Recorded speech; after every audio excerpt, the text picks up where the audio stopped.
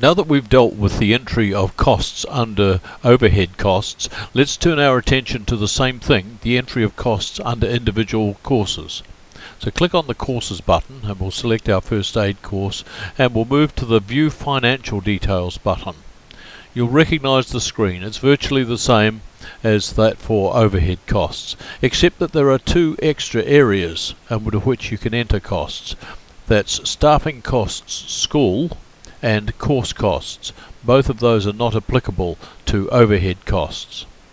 Again, we haven't yet entered any budgets, and we'll return and look at those screens once we have. And we'll click in course costs, and on this date we spent $50 for course costs, and it's been paid. Proceed. Let's enter some travel costs on a particular date for bus fares,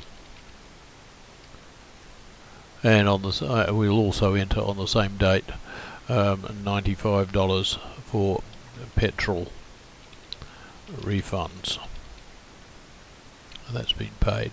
Proceed. In other words, we can enter costs which relate specifically to courses. Down the bottom we can see the total expenditure, and as there's no budget yet, the balance is just the same amount but negative. Let's turn our attention to the top of the screen where we have recoveries. This is money similar to the other expenditure, income and expenditure, which we saw under configuration, but this relates to courses.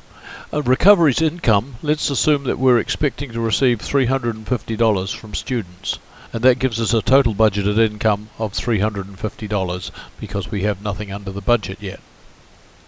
We can move directly to the next course or to a previous course from this screen.